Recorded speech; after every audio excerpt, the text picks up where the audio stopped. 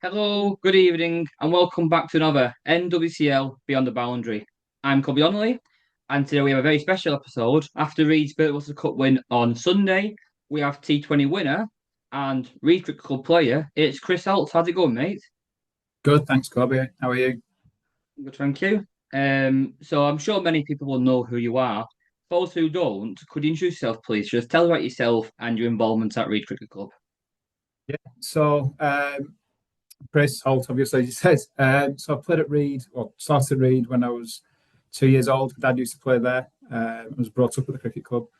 Um, Played there through all the juniors, third team, second team, first team, captained the first team for a year, and ended up getting the opportunity to go and pro at Padiham, which is just down the road from us, for 2, 3 years. Did that, and then from there moved to Burnley as pro for 4 years. Hung around there for another couple of years, and since then I've had 3 years off when we've had our kids, and now they're at an age where I can take them to the cricket club and they can enjoy it like I have. It's a good time to go back to Reed. So this is my first full season back, and back in full flow with it really. Back on the committee there, quite heavily involved, and just trying to help out where I can. Brilliant. So I think let's focus on your T20 victory last Sunday. So obviously you missed semi-final, I think, due to being at Oasis. I'm right. Yeah, yeah. Yeah. So I saw your team defeat Acid Ridge quite comfortably in a reduced over game. But looking at Sunday's final, you managed to keep Little Lever to 155 and then managed to win the game with 4 balls to go. A clutch moment from Ben Dinning at the end there. Can you go for that game with us, please? Yeah, you're testing me. So yeah, we won the toss. We watched. I watched the last few hours of the Padium little lever game, and basically thought we could chase anything. It was sort of ground where it's fast scoring. So we said if we won the toss, we were going to bowl. I think little lever went to bat anyway. So yeah, we won the toss. We decided to bowl. They got off to an absolute flyer, which couldn't have been the worst start. We know they've got three good batters up front, so we were hoping for one or two early wickets. That didn't happen. Um, Kept them to 154, 155, I think it was, which in the scheme of things we were pretty happy with at half time. Batting wise, again, we just kept losing regular wickets. I felt like we were always behind the game. We were never in control, putting partnerships together, losing a wicket, doing it again and again. So, but it just looked, it was just set up to be close all the way through. To be honest, I thought we cocked it up. I thought we messed it up about halfway, about 10 overs in. But between Joey, Will, Zadian, they put together some decent partnerships and just got us back into the game. And then say at the end, Elliot Laws and Ben Dinning saw us over the line. Yeah, and you took the two big wickets in that game of Cam Murray and Mohamed Junaid. Obviously, Cam in the first game he got a century, and then he got a 50. Yeah, you guys were key, and then you also got the pro out as well. And I think at that point we were on for 200, and when I spoke to Cam afterwards, he was kind of a bit devastated that he didn't get 100 because he thought you're on that ground and the form he was in, he probably should have got it. Do you think that was a kind of big turning point in the game as they were on for obviously a massive score at that point? Yeah, I think Cam's first time I've seen Cam play, and he's obviously a good player. I think he scored 250 odd runs last weekend, which is some weekend. Yeah, I think he got off to a fly. I don't think he missed the middle of his bat, but until he missed it, I bowled a rank ball at him, and he just missed it into the air. So can't say I claim the wicket. I think he more got himself out with that. I think getting the pro out at any stage is a big turning point because a lot of pressure on the pro. A lot of people look at them to be the leading run scorer or to sort of cement an innings. So that was probably the bigger wicket. And then from there, it's just really to squeeze. And as I say, keeping them to 155, whatever it was, we were delighted with. I think at the beginning, I think it was the scores were about 190, 200 in the first game. I thought 180 would have been about par. So yeah, we were delighted with 155. Yeah. And now I want to talk about your skipper, Will Raffle. I've obviously had him on the pod in pre-season. And he's been captain for a while now. But how would you describe his captaincy and his impact on the team as a both a player and as a leader as well? Yeah, he's a great player. So Will's only a young lad still. I think he's 26, 27. And he's captained the team for quite a number of years now. And I think when he first took the captaincy on, Reed were quite a weak team, so it was a tough job to manage a team to captain a team that's losing more than it's winning. And I think he's probably learned a lot through that period. He's now really enjoying having captain a stronger team. playing wise, he's fantastic. He's a destructive batter. Captains wise, he's very laid back, which is good for a captain. Doesn't make rash decisions, thinks things through. Um, yeah, and he's just he's well respected by his teammates. So yeah, he's a great captain. Real. And I noticed that Will actually opened the ball in the T20s. And when I first saw this, I thought, just do a bit for a laugh, something like that. And I was messaging him, and he said he obviously bats down the yard instead of opening. What do you think of him opening the ball? And is he any good at it either? He's persistent. He's the captain. He does what he wants. No, he always has a ball in the net. He's always rated himself as a bowler. And I think in the 2020s, it takes about even if you can waste, not waste, you can get if you can burn or get rid of one over quite quickly before the batter's set and sort of line someone up. It gives you then flexibility to use your other bowlers and not have to rely on five bowlers to bowl four overs each. If someone's going around the park, you've always got one already out the way then. So yeah, I think the first few games this year didn't work that well, but he's persisted with it and it worked really well in the final and the last couple of weeks, the last couple of games. He's done his job perfectly. But yeah, he'll keep doing that. So there's nothing we can say about that. And obviously, you've shown to be quite adaptive in both league games and in World Cup game 40 overs and in T20 as well. But one of you players who really stood out in the T20 this year, and he was named as player of the tournament, was Joe Alstead. I think I watched the first game I watched at Reed. He hit a brilliant century at Reed. Obviously the short boundaries, but all fair dues to him. He batted brilliant. Do you think he's one of those players who's really took on the role at T20 and as opening as well? Yeah, he's keen as mustard. He practices a lot, Joe, and he really works his batting. So um, he's destructive. He's a big, strong lad, and he has to miss it at Reed, and he's going for six. So yeah, he's ideal for that. And so he practices so hard. So I was again chuffed for him to get his 100 early in the year in the 2020. I think I saw early on today maybe that he's got the 2020 player of the competition. So that's yeah, it's well deserved. Real. And you obviously amateur, Zadie Muller. He picked up, played a match for the final after he scored 49 runs, fell short of a half century, but also taking a couple of wickets as well. How good is it to have someone like him in that team? Yeah, he's a proper all rounder. He's destructive on his day batting, and he can bowl. I back him to get anyone out. He's a great bowler as well. It's like having a second pro, to be honest. And again, someone who really tries to pick up Zaid and take him to the games at home and away. So spend quite a bit of time with him, just talking to him about cricket, what he's thinking. So yeah, I was dead sure for him to go and get man of the match there. He practices hard, wants to win. He's just a great player to have in your team. Yeah. And obviously, you mentioned your pro there, Sheehan. And when I spoke to Will when he was first coming this year, I think he obviously was played at he proed at Fenniscole's Yeah. a couple of years ago, and you knew he was a good player. This season, I feel like he's really took on. Obviously, you've got Jamil scoring bags of runs, but he's a second or third leading run scorer and one of the highest wicket takes as well. And obviously, he's been quite effective in the T20s as well. How do you think he's adapted to playing at Leeds this year? Yeah, again, he's a destructive batter. I've seen a couple of times this year where he's whacked it. I didn't expect him to be as good a bowler as he is, with him being so tall and such a big lad. He's off spins, he can be a handful. Again, fitting into a team, he's trying to work out whether to sort of cement an ins and back through or go gung ho and take a ball and tack apart. So, and again, he's that good of a player. He can do both. So from our side, it's making sure that we're not overly reliant on Sheehan. And if myself, Will, Zadian, Joel said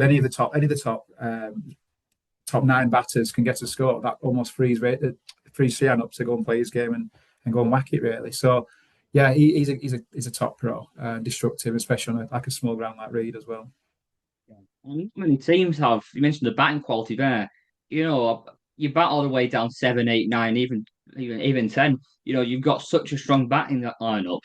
Do you think that as yourself opening this, do you think that takes a lot of pressure away from you? Obviously, you want to score runs, you want to help your team out.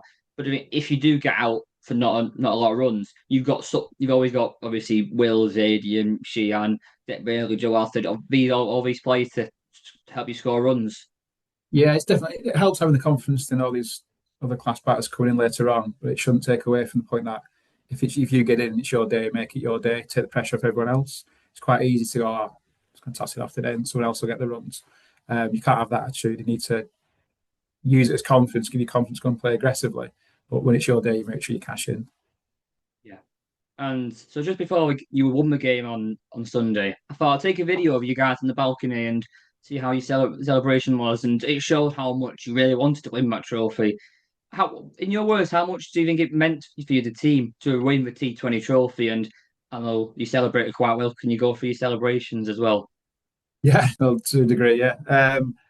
Yeah, it was good. So I've not played many double headers this year. I tend to play one game a weekend and spend some time with family. But a lot of those lads, most of the lads have played Friday, Saturday, Sunday through league games, Village Cup, Harmer Cup, 2020s, rearranged games, God knows what else, how many training sessions. And it can become a bit of a chore and get them to feel like a bit of a job. So to get a win, the lads deserve that. The ones that have turned up every game, every training session, they fully deserve that, and I can understand why they celebrated so well.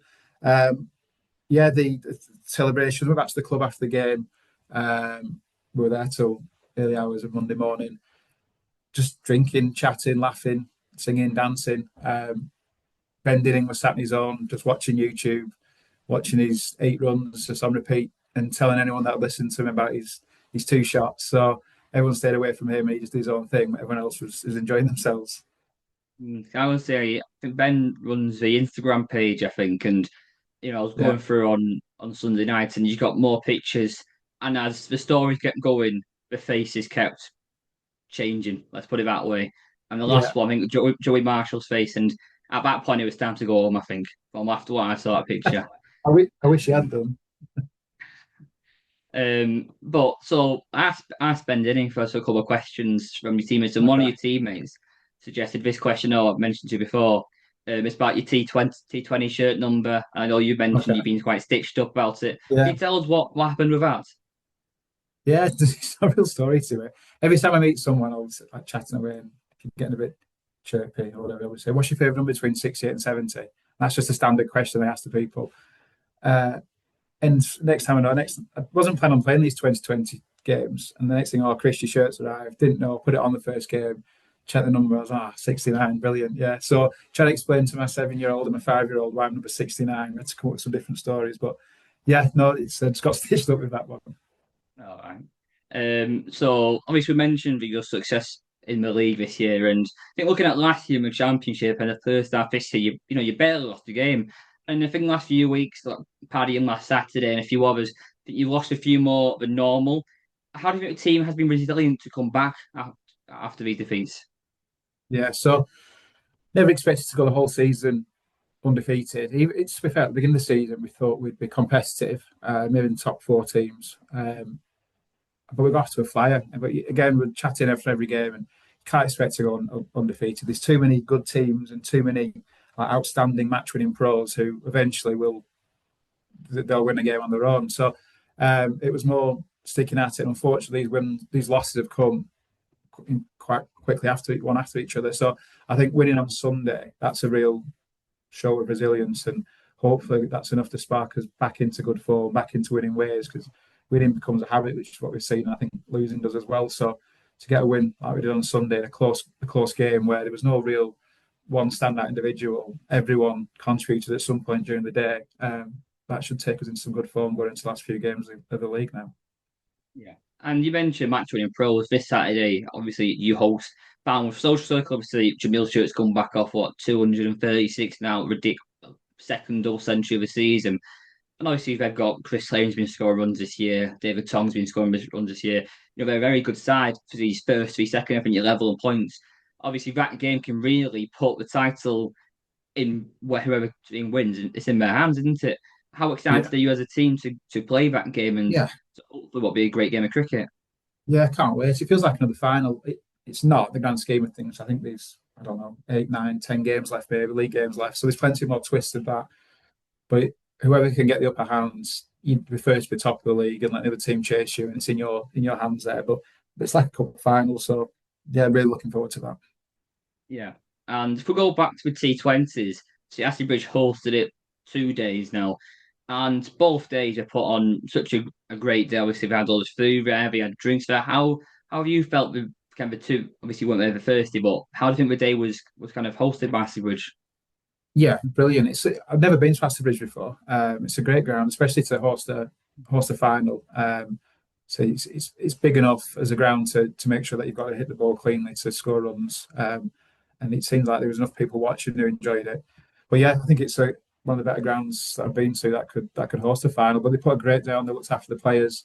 Um, yeah, and there's a lot of other things that goes into the background and involved with the organising the Hammer Cup final, and there's just a lot of other little jobs that go on in the background. So yeah, hats off to them. They did a great job to make sure everyone there had an enjoyable day.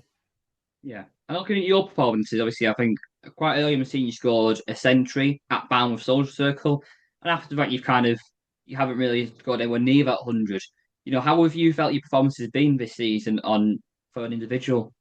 Yeah, so got off to a flyer really, and I've been disappointed with my own performances over the last month, 6 weeks. It just doesn't seem to be clicking. At the beginning of the season, you play a shot, it falls into a gap or misses a fielder, and at the moment it feels to be hitting fielders, and then off the back of that, you start making bad decisions. Um, and put yourself under pressure. So a lot of this is just to try and go back out and enjoy it again. And if you do get in, make it your day, or if you are bowling well, make it your day. And don't take form for granted, really. It's something that it's hard to come by. When you get it, you really want to cash in. Yeah. And you obviously ball as well, left arm off spinner. Obviously, you've took plenty of wickets this season in the league. I remember you played at Tong quite a few weeks ago now, and you took a couple of wickets. You also went for a lot of runs. Yeah, How would you kind of describe your kind of ball? Would you say you're one of them bowlers who takes wickets, but you also go for quite a few runs? You get that yeah, kind of game changer, if you get what I mean. yeah. I think what I've noticed is with the grounds being smaller, Tongs not a small ground, and the sixes I was being hit for were 12s. They weren't sixes, so a couple of lads really got after me. I think if you're going to bowl spin, you're going to go for sixes. It's just you're going to go for runs. It's one of those things. I don't mind people playing across the line, trying to hit for six, because I think ultimately you might hit me for two or three, but I'll get you out eventually. So yeah, I prefer to keep it. Ideally, you want to try and keep it tight, put pressure on people, build some pressure for the team. Um, and when people do come after you, I see that as an opportunity to get wickets, and it doesn't really worry too much. Um, yeah, but it's nice to get people out early rather than going for, I don't know, 10, 12, 15 and all, or whatever it was that day. And your squad's quite big, isn't it? You've got such a strong second team who play in the conference Premiership division, a lot of juniors in that squad. But you think of play Elliot Lewis, who scored some runs on Sunday, Dom Hayes, and a few others. Do you think that's kind of a credit to what you do? Because a lot of teams, if you go, especially in August now, you've got quite a few people unavailable, go on holidays, stuff like that. Yeah. You've got players in my second team who will come up there and not just go finally to final leg or whatever and won't bat. You've got players there who will actually add to the team as well. Yeah, it's hard to keep people happy sometimes because no one wants to. Everyone wants to play in the first team. Everyone wants to contribute in the first team, but you can't. So that's actually a healthy competition to have. I was down at training. It's been about a month ago now, and there was 40 adults there at training, which is unheard of. I've never seen that at any club I've been to. Most of the lads, 90%, 95% of lads are local lads from Reed and the surrounding villages. So to go down and spend time with friends, and they're actually enjoying each other's success. When someone gets 100 or 50 in the seconds, everyone's going back to the club to congratulate them. And it's a real club spirit, which is a credit to Reed, really, to be able to produce that. And hopefully we can keep maintaining that and enjoying each other's success. And if you do get dropped to seconds, it's not the end of the world, because there's a route back if you get good performances together. And hopefully that competition will just lead to better results and better standards from the firsts. Yeah, I mentioned Law's there, and he's played a few first team games this year. I think last year he scored 450, 500 runs in the second team league, but I think his average was, I can't remember, 70, 80, something ridiculous like that. How Obviously I've not really seen him. Obviously I've seen him play, so I'm not seeing him play a lot.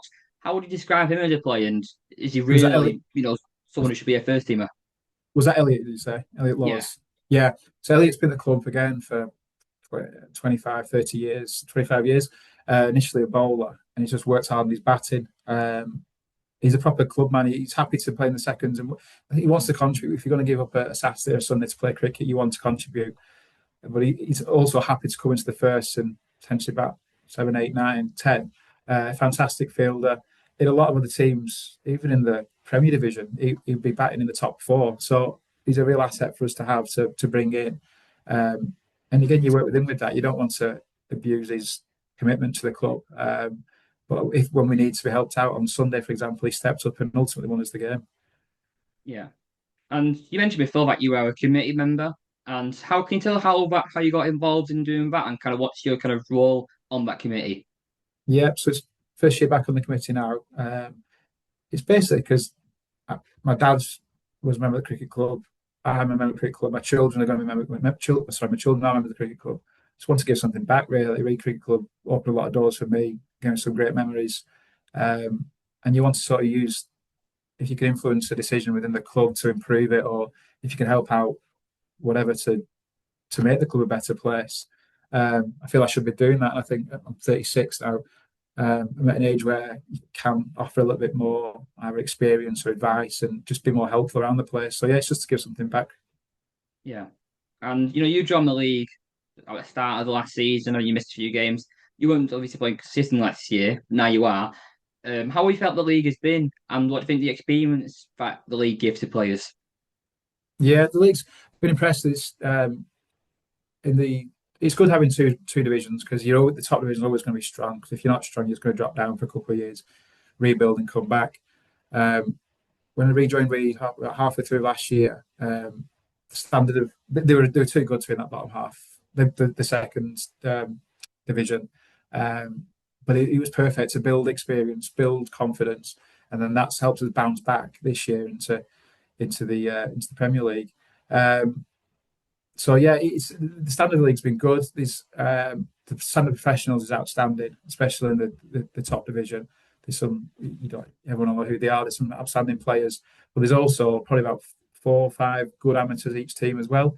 And I think that's the main key. If you're going to win a league or a cup, you need to have depth and just can't rely just on your pro.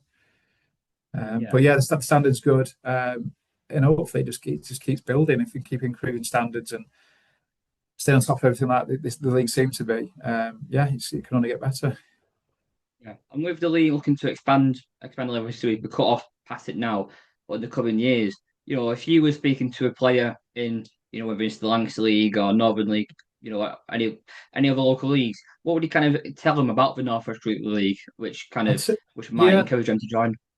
I think the reputation initially before I came in was like it's not a great league, but a lot of cricket clubs say that about other cricket teams until they go and get involved and actually work out what's going on there. So I think more people come and watch it or come and see it. They'll quickly realise that the standard is that, especially the top division. That top division, there's always going to be 3 or 4 competent teams that could challenge anyone in Lancashire. So it's not to dismiss it, and it's just anyone that does dismiss it, you don't listen to people like that. And the Lancashire League, it's fantastic. The Northern League, I don't really know too much about it, but people will be looking around because they want security. Everyone wants to play in a competitive league, which is flexible, will move with the times, and the Northwest Cricket League seems to be doing that.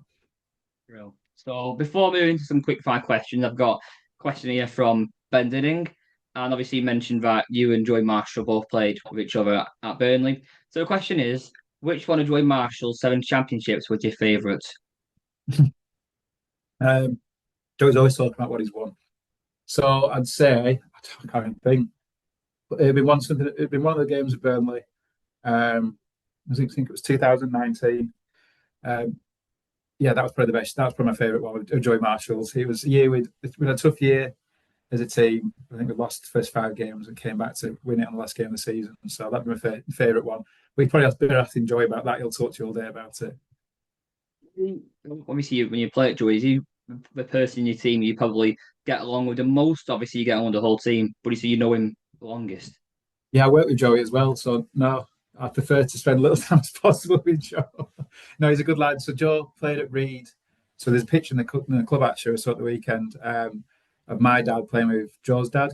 And it's weird to think I think it was like 52 years later that me and Joe playing together in the same team after playing together at Burnley. So I've known Joe since I've been like 2 years old.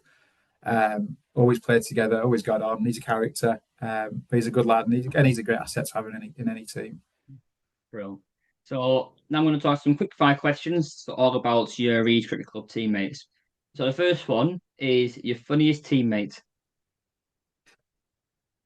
Will Rothwell, he's just a clown. He's always up to something. He's always naked. He's always making a rude joke. He's just daft. So yeah, probably will. And it's the most fines. Most fines, there's a few. They do a fine after every game. It'll be Zadian, he's always late. Bearing in mind that I pick him up and take it to every game, so it tends to be my fault, but he's always late. Ben Dingin gets a lot of fines just because he's annoying and he's bending in. Gets fined for having a ginger misses and being a non-batting, non-keeping wicket-keeper batsman, so he gets it a lot. Um, and myself, probably I get fined for being old, the granddad, being late, not getting any runs, dropping catches, going for 15 and over. So yeah, it's probably one of those three. And who runs your kind of your fines at the club? It's all done with it. I think Jack Woods acts as like treasurer, which is a bit more sensible. But basically sit in a circle and just you just fine each other and just fly into each other about what's happened that day. And do you go out like I can end the season do or something like that with the fine money? Yeah. So I think this year they're looking to go abroad somewhere. I've not told my wife yet, but we're going to end a season trip somewhere. So that's another double header effectively. I don't know. I think Jack will organise it, but there will be a trip away. I think Belfast's been mentioned. So fingers crossed that gets sorted.